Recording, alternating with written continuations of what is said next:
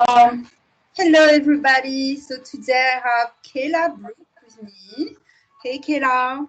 Hello, hi Vanessa. Nice to be here. Nice to meet you. Thanks for being here. You actually my first singer.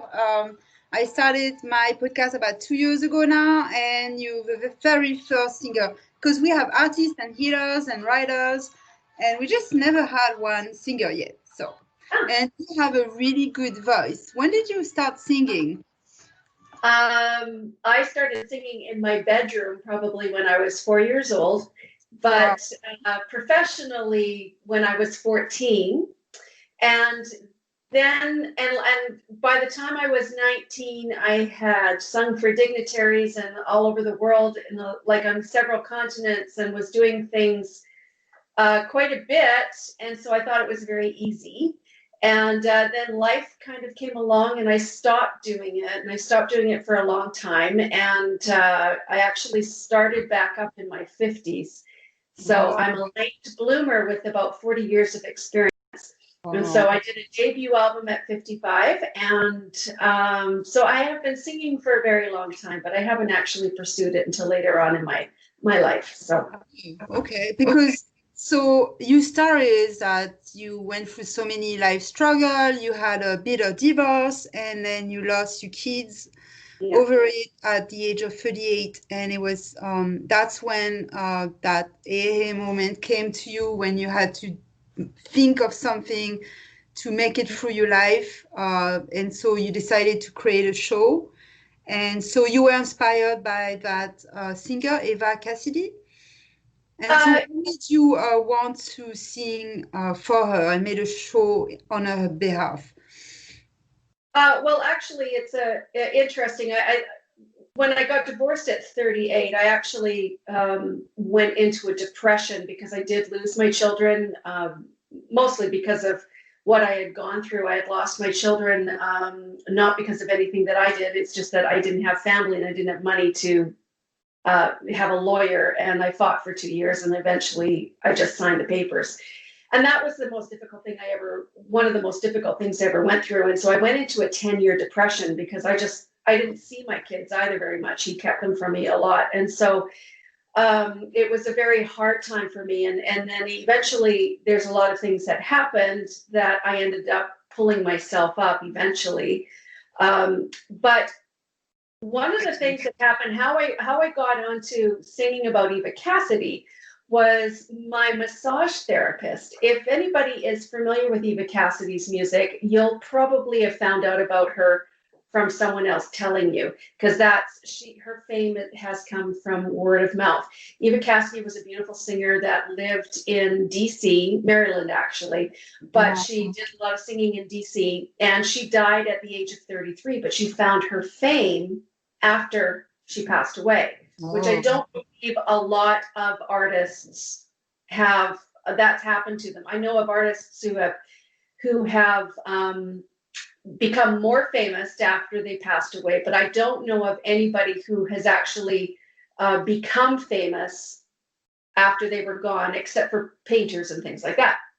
So, Mhm. anyways, I was at my massage therapist, and she had been telling me about Eva Cassidy for about Oh. a year, and I wouldn't listen to it. I just didn't think anything of it. And finally, I listened just to shut my massage therapist up.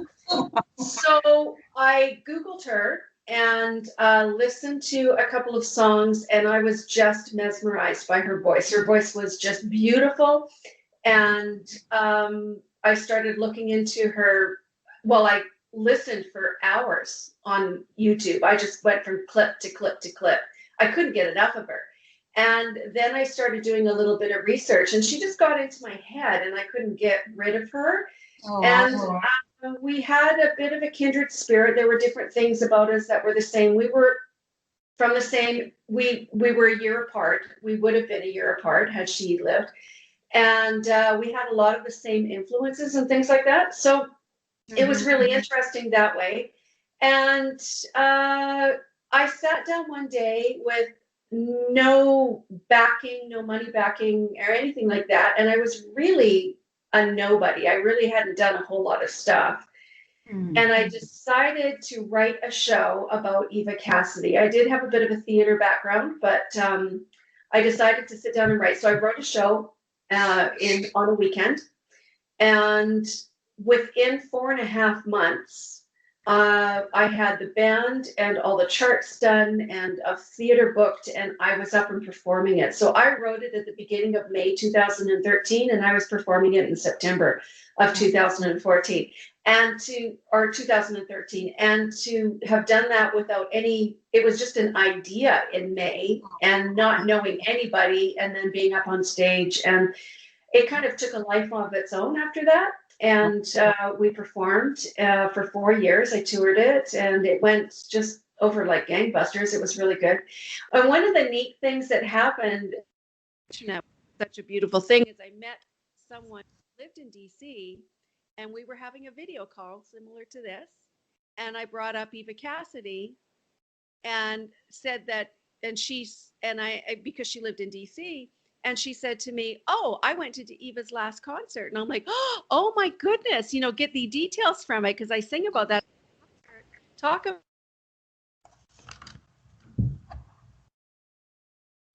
Oh, we're having a sound problem with. Weird. Oh, I don't know what is going on here. Looks like we lost sound. So she is going to be working on fixing her sound right now.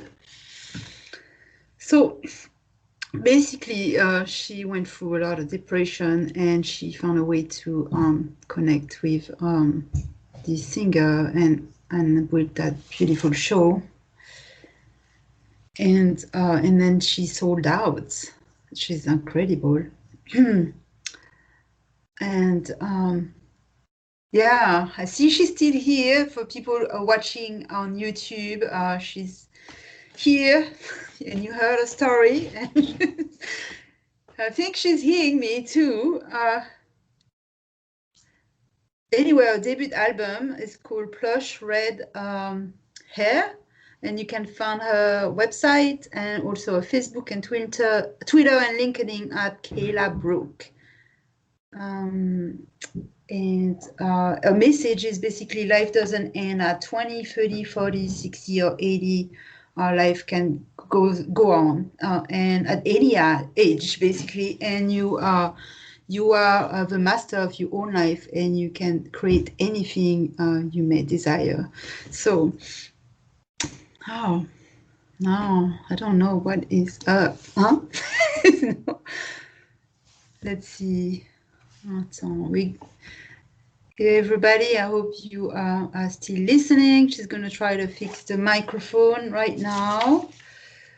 And don't forget to go check out all videos and website, and you'll listen to the music and the original Eva Cassidy as well. Test 1, 2. Can you hear me now? Yep, fine. I moved to my webcam, so sorry about that. I don't know. It just all of a sudden stopped. My apologies. Okay. So a little bit about what people will experience if they go and see you when you were touring with your crew.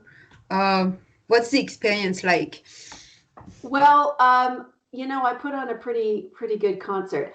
My concerts are a lot of stories, and then the music is really varied.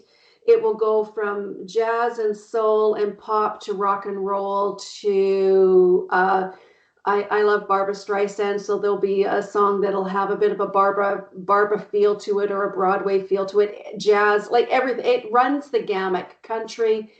And so if you're a person that likes mixed tapes, if you were the person that stuck mixed tapes in your, or lots of CDs and like a variety, then you're going to like my music. But there's always a through line. It all fits because it's all me. It's very natural. It's what I do. But my concerts are very empowering, and they make you feel really good. And a lot of people at the end of them just feel like they can take on the world, and they have a good time, because my purpose and what it is and my music and how it's all worked out now is that I really want women and men to understand that our past does not define who we are, but we like it defines us as far as what happens and the scars that we have, but we are able to give it its definition, and that we don't have to let the past drag us along, but we can actually start to blossom no matter what has happened to us, and that it's never too late to follow our dreams and our passions.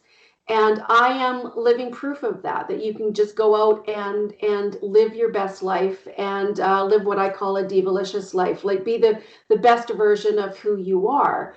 And yeah. So, who was that person at 38 when you were devastated? Life was awful, terrible. Can you reconnect with that person and tell us the humongous difference between now and where you were back then? Would you ever thought this would happen? Well, the thing is that I wanted to be a singer. I knew what I wanted to be since I was 3 years old. That dream has never died. It was there right from the very beginning. And at 38, I was devastated, but I went into a depression for 10 years. So you have to understand that at 48, I was nothing more than a puddle on the floor. Wow. I was so small. I was just small and minuscule, and I felt unloved, and I felt unworthy, and I felt I had no voice, and nobody wanted to hear. I had no value. That was basically how I felt. Now, what happened is my sister, I come from a very abusive past, and when I came out with my abuse to my family in my 30s, I lost my entire family. And so that's why I didn't have a lot of support. So I was really like on my own. And so that's why when I lost my family first, and then I lost my marriage, and then that meant I lost his family, and I also lost all my church friends because I was getting a divorce, and so I lost them, and so but I still had my kids, and then I kids. And when I lost my kids, that was it. I was done. Okay. So and that's what put me into my depression. So, but anyways, I got back together with one of my sisters, my oldest sister. She was 16 years older than me. And I got back together with her. And 4 months into our relationship of just reuniting, and I finally felt like I had a little bit of family and that kind of thing. It was my two older sisters that I got in touch with. And 4 months into it, she was diagnosed with stage 4 ovarian cancer. And I felt robbed. I felt like I had lost again. And then, sadly enough, I lost my second sister to ovarian cancer as well. So I lost all my connection to family that I wanted to keep. And but when I was at my sister's deathbed and had my last words with her, her death really changed my life. And that's where I went from being minuscule to something. And the one thing that my sister said to me when I asked her for some advice on her deathbed, tell me, and she said to not let fear stop me from doing something I really wanted to do. And no one had ever spoken to me like that before. No one had ever said anything like that. And I had lived in fear my entire life because I was so afraid. I had no idea that you had a choice when things happened. I thought that you just went with the flow, and waves kept hitting me and hitting me and hitting me in my life. And I was just this rudderless ship that just allowed life to hit me. And I went with it. And it felt like you had no control over things. No, nothing. And so for someone to say to me to not let fear stop me from doing something, I had never felt that before. And so had she not said those words to me, I would not be here today. Okay. But the second thing that happened was at her funeral. And like I said, just really briefly, that I had come from an abusive background and really dysfunctional, very awful. But when I was at her funeral, I was so small and so feeling so unloved and so unwanted and unworthy that I actually stood outside in the rain in Seattle in February of the reception. I wouldn't even go in to where all the family was and all that kind of stuff because I just didn't feel a part of it. And I was looking through the window and at the reception, and that is so telling because my whole life I felt like I was on the